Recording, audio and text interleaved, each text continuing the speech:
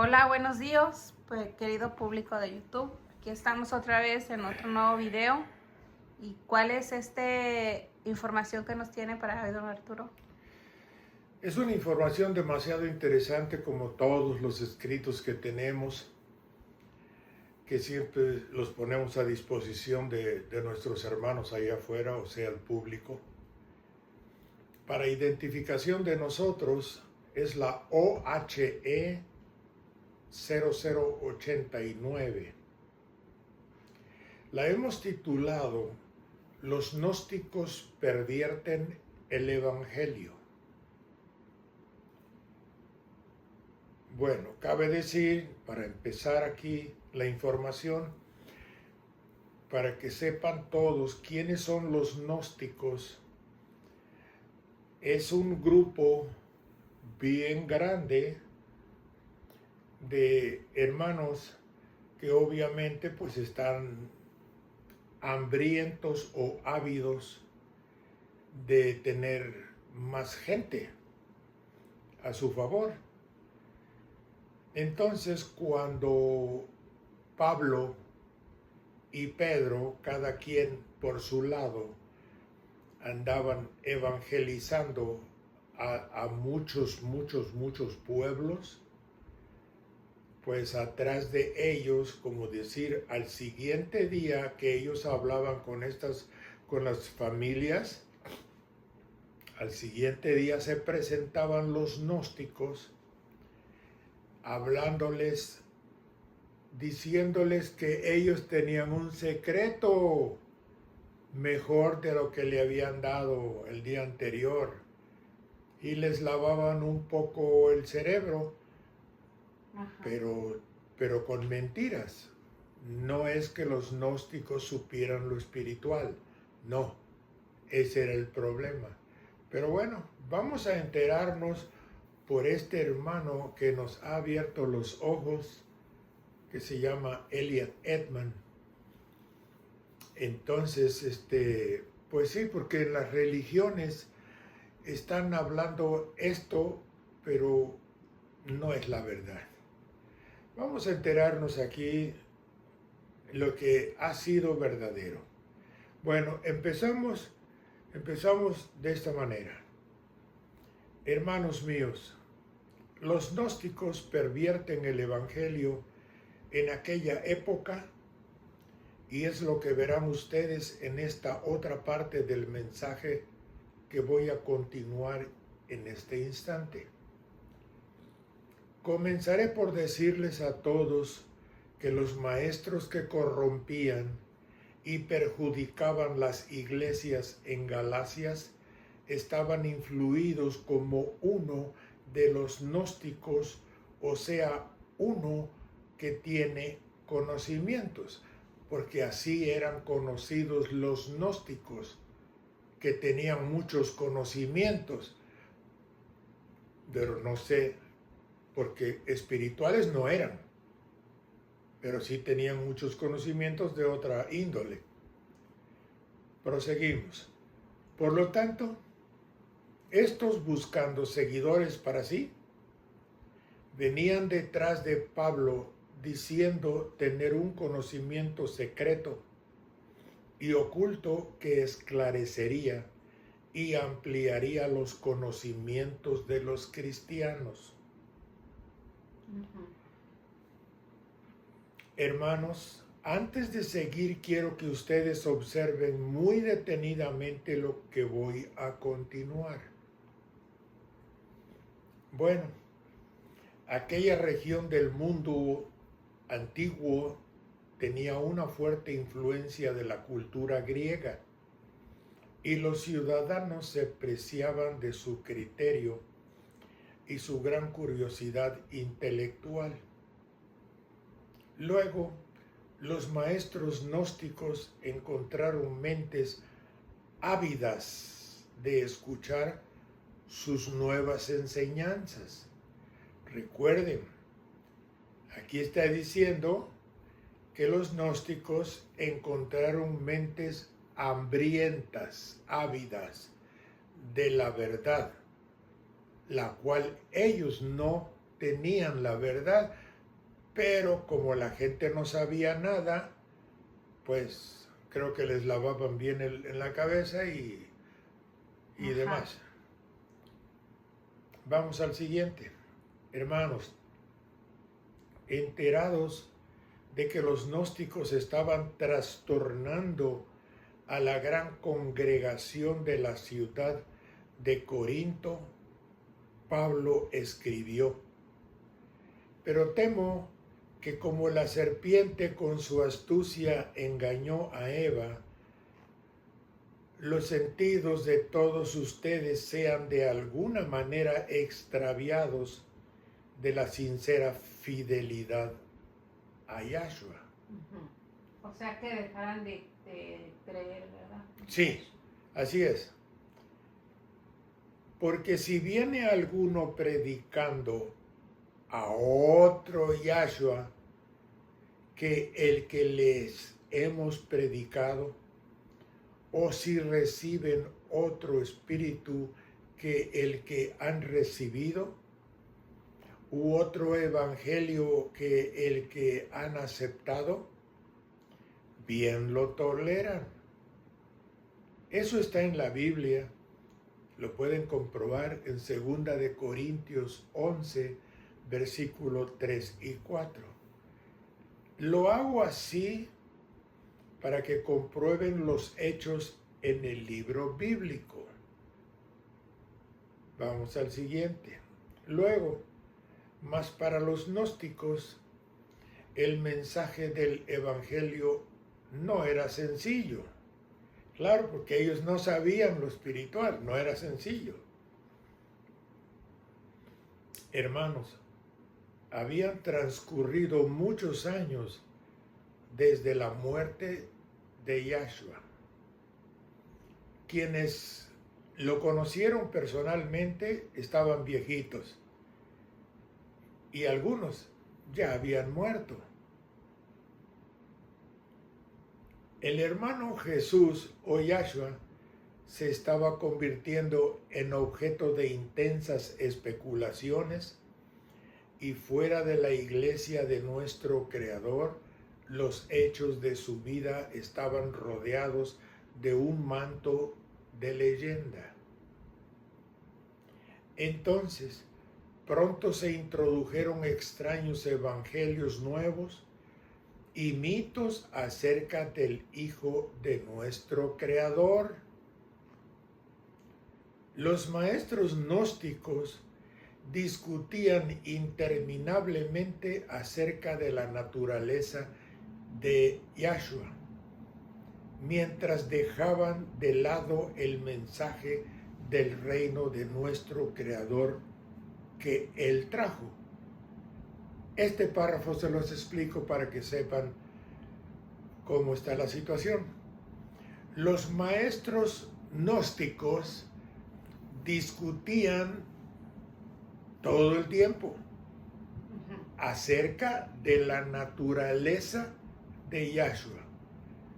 Pero la gente, el mensaje no era así. ¿Para qué nosotros queremos saber si Yahshua era así o asado o de esta manera o de la otra o de la otra? No, aquí lo que interesaba era el evangelio del Creador, el que el que tenemos que saber todos. O sea, lo que importaba era el mensaje que traía Jesús. Sí, el mensaje, desde luego. Dicho mensaje, pues no lo pudo decir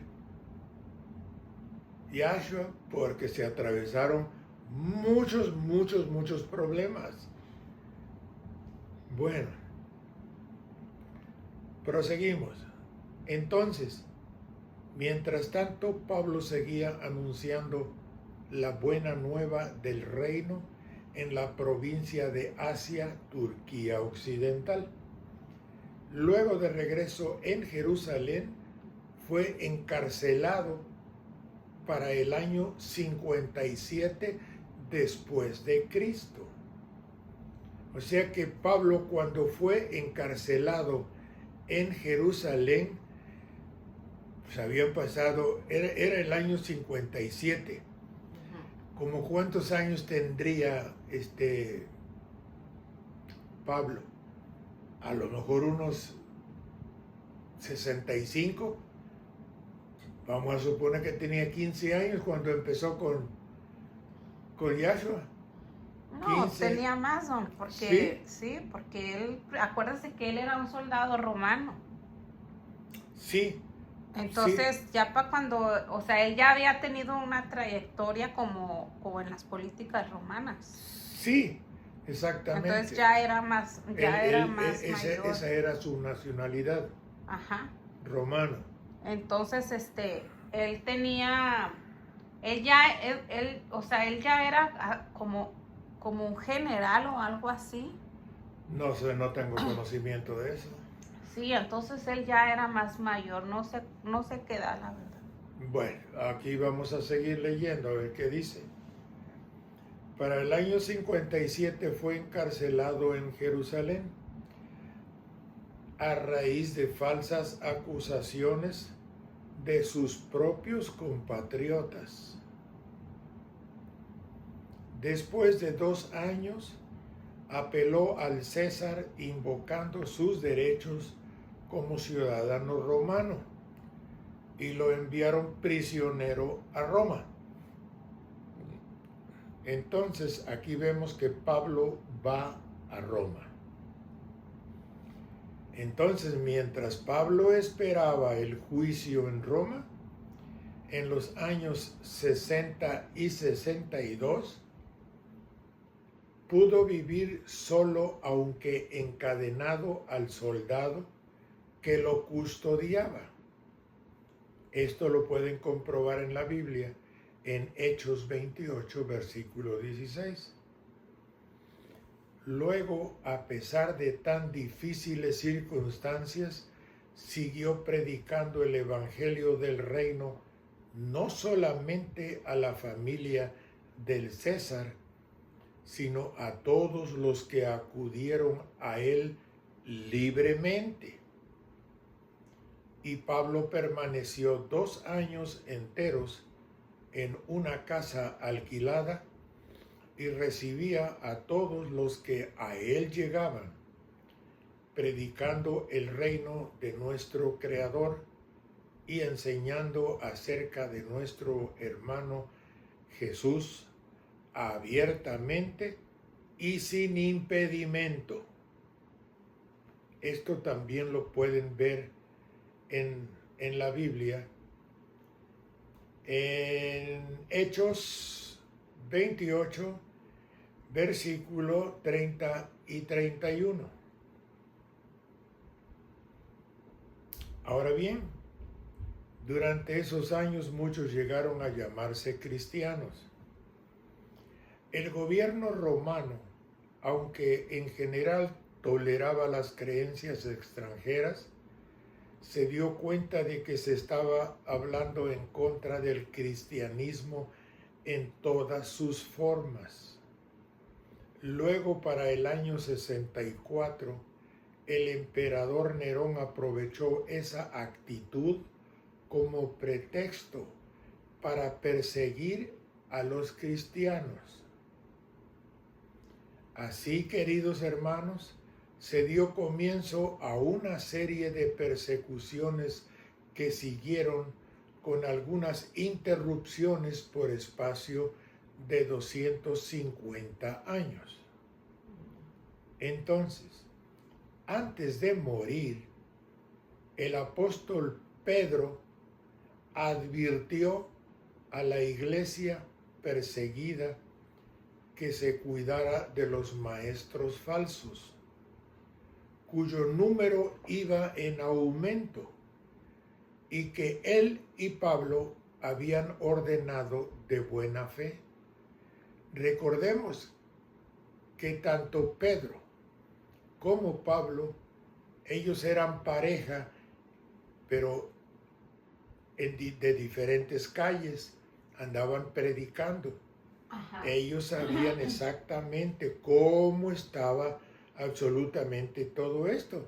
Y por eso Pedro dijo que estos maestros falsos iban en aumento. Entonces, como lo podemos comprobar hoy, fíjense las religiones, tantas religiones que hay, 200 y más religiones que existen en el mundo. Y todos dicen tener la verdad. Así es que Pedro dijo una gran verdad en su momento, hace 2000 años. Bueno, vamos al siguiente párrafo. Se hacían pasar por siervos de Yahshua, pero estaban transigiendo, quiere decir concediendo o consintiendo con la ley de nuestro Creador, cambiando algunos de sus preceptos, tergiversando, o sea, falseando, deformando el significado del evangelio correcto y verdadero. Esto lo pueden comprobar en 2 de Pedro 2, versículo 1, 2 y 3. Y hasta la fecha siguen con eso. Hasta la fecha, exactamente. Así está. Bueno, vamos al siguiente párrafo. Pablo, sabiendo que le quedaban pocos días, también sintió profunda inquietud por la seguridad e integridad de las pequeñas iglesias que él había cuidado con tanta diligencia. Aquí cabe decirles que la iglesia no era un edificio, sino que las iglesias eran los grupos de personas que habían aceptado tanto a Pablo como a Pedro de todo lo que les habían evangelizado a ellos. Esas son las iglesias, los grupos de personas, no es el edificio. Bueno, vamos al siguiente. Pablo tenía razón. Luego de su martirio en el año 68 de vuestra era, los maestros y ministros que predicaban ideas propias acerca del evangelio y la persona de Yahshua continuaron sus esfuerzos con celo renovado. Los que siguieron fieles a las enseñanzas originales de los apóstoles de Yahshua esperaron con paciencia su regreso y el establecimiento del reino de nuestro Creador en la tierra. Cuando en el año 69 Jerusalén fue rodeada por ejércitos romanos bajo el mando del general Tito, parecía que la espera había terminado. Mientras tanto, los cristianos judíos habían huido atravesando las montañas para alcanzar la seguridad de Pella al otro lado del río Jordán. Jerusalén fue destruida al año siguiente, o sea, en el año 70. Pero Jesús aún no había llegado a establecer su reino. Extraños y desilusionados, muchos empezaron a tener dudas acerca del significado del mensaje evangélico. La restauración del reino de nuestro Creador. Luego hubo quienes dijeron que no era un mensaje acerca del restablecimiento del gobierno de nuestro Creador en la tierra, sino un mensaje acerca de Yahshua, y que el reino era en realidad la iglesia, o sea, la gente. Sí. Bueno, Hasta aquí les hago un paréntesis, ya que es bastante lo que tengo que dejarles a todos en estos mensajes de enseñanzas espirituales. Una vez más van conociendo los hechos como pasaron y no como ciertas clases de religiones en la tierra las quieran llevar a consta de los que creyendo en religiones terrenales caen en la ignorancia y son llevados por pastores de falsas y convenenciera palabra, según ellos, únicos ante la verdad de Jesús. Y ellos les dicen a todos, si no aceptas el nombre de Jesús, no podrás ser salvo. ¿Creen ustedes tal cosa? Pero aquí el hermano dice, ¿qué cosa tienen esos cristianos convenencieros en este mundo de expiación? Luego continúo el mensaje. Firma Elliot Edman. Por un mundo maravilloso lleno de conocimientos espirituales de nuestro Creador. Pues hemos terminado este escrito, pero hay más todavía. Vamos a hacer una pausa nosotros y después continuamos. Muy bien. Esperemos que les guste.